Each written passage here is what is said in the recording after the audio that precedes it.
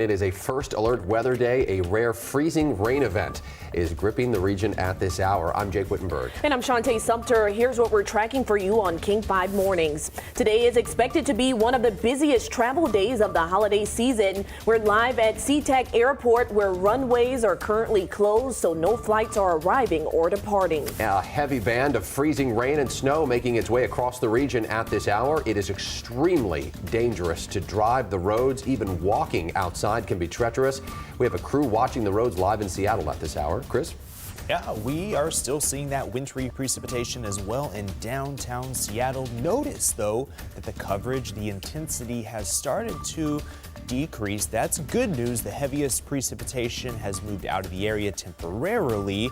We will eventually climb above freezing, but in the meantime, it is slick out there. Please be safe. Just got off the phone with State Patrol. They are urging everyone to stay put. Do not drive. It is too dangerous with the roads freezing over. We have first alert weather team coverage. Kayla Lafferty joins us at SeaTac Airport, where it's the busiest day of the holiday weekend, but hundreds of travelers left in limbo, wondering if they will make it to those destinations in time for Christmas. First, though, we want to check in with Angelique Hockaday, who is in downtown Seattle. Angelique, what are the roads looking like in that area right now?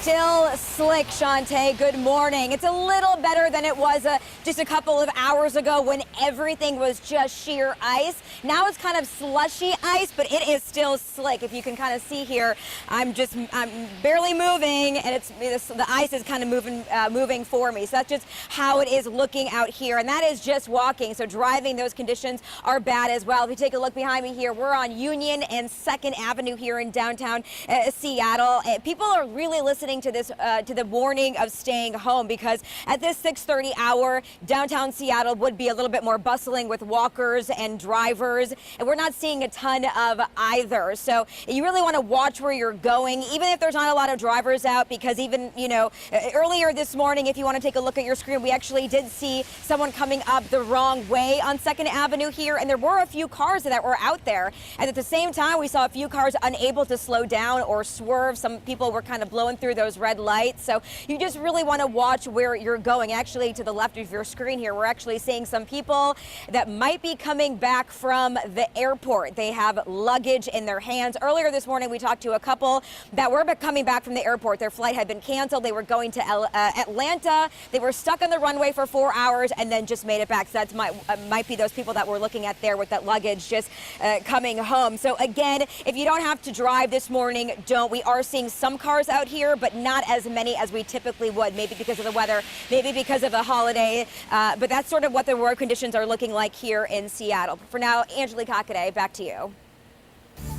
If you are heading out in near West Seattle, we are dealing with an incident near Spokane Street, so Southwest Spokane Street and 11th Avenue Southwest. The eastbound and westbound lanes blocked there. This is a screenshot from a camera in that area where you can see a lot of red lights just showing you what's going on there. This is a look out on 405 for those of you traveling near Southeast 45th, where you can see here it looks like we might have either a crash or a disabled car. That's pretty much been the case all morning as far as issues on the road. I-90 at last check still closed between 405 and Highway 18 because of those icy road conditions, multiple crashes and spin outs. So I'm going to check on that, but you still see that purple line here. And for those of you traveling out near a Federal Way, we're dealing with some issues near 518 and I-5. So it's just been a mess this morning. This is the incident out on I-90 that I was telling you about. This is that 18-wheeler that is off on its side. So just keep in mind, it's not just going to be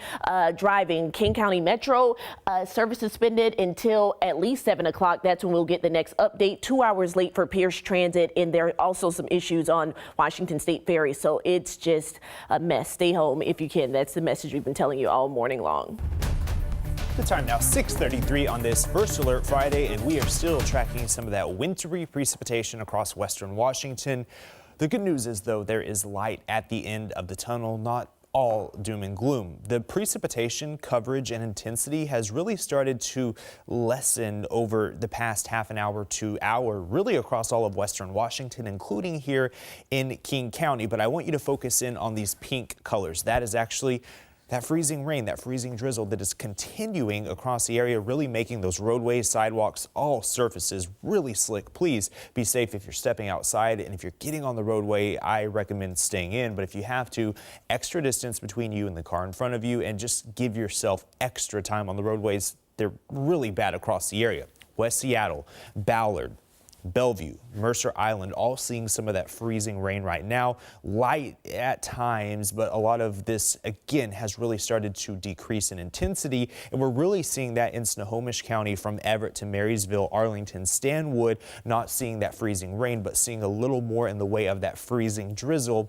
as the intensity of this precipitation has started to wind down just a little bit. That doesn't mean it's over. We're still going to see some of that light freezing drizzle continue to impact the area, and we're seeing a secondary area of that precipitation develop as we get some more lift from the system a little bit farther west near the Hood Canal, and then western parts of the Kitsap Peninsula. We're starting to see some of that precipitation break out. Notice from Olympia toward Allen, Belfair, Great View, starting to see a little uptick in that coverage in that precipitation, and eventually that will work its way towards Seattle over the next hour to hour and a half. And then north of Mount Vernon and parts of Whatcom County, started out as snow overnight into the morning hours. It has now transitioned into snow and sleet and even some freezing rain from Bellingham toward Ferndale. Notice that we have that moisture continuing across the area, and that's that secondary area of precipitation that I'm tracking that will eventually move into Seattle and Everett. And temperatures are still below freezing for Puget Sound. Notice we're in the 20s, so that means whatever falls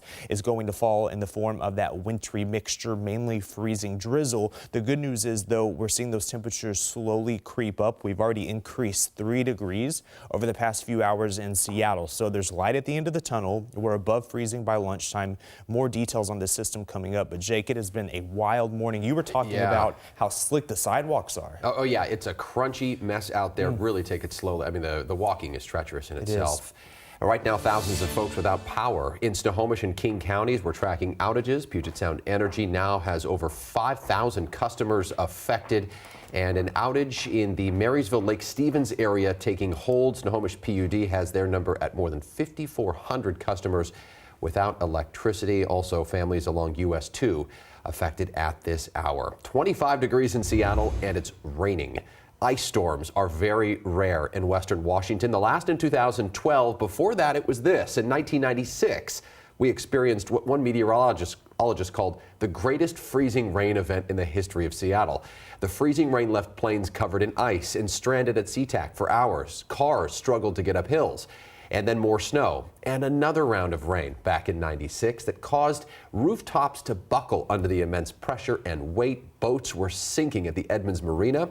It is worth noting that in 1996, the snowstorm produced a lot more snow than what we've seen this week. So the weight definitely different on the power lines when you have that much more snow. But we spoke with PSE this morning. They say it doesn't take more than an inch of ice and you have 500 pounds of extra weight on those lines. And they also mentioned and told you that some of those areas are hard for them to get to. So if your power does go out, there's no telling how long it will take before our crews can get out and get things restored. Yeah. It is affecting holiday travel to no end. There's breaking news at SeaTac. All flights in and out of the airport canceled indefinitely. Word of the closure, difficult news for thousands of holiday travelers. King 5's Kayla Lafferty joining us now from the airport. And Kayla, you really saw things kind of escalate from, at first it was Alaska canceling 100 flights and now no flights at all.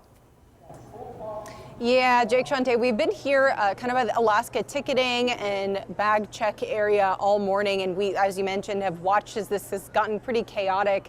This morning, people were lining up for security, and then all of a sudden, they announced that the flights are canceled, and the line to rebook tickets then extended basically all the way past security. But something I want to show you guys, so looking here at security this morning, I mean, there's no one in line. This is so opposite of what we typically see for one of these busy holiday travel days. No one in line here for security because of that ground stoppage, so no flights coming in or out. But If we take a look this way, you can see the line where you would typically check your bag. They've now turned this into a rebooking area.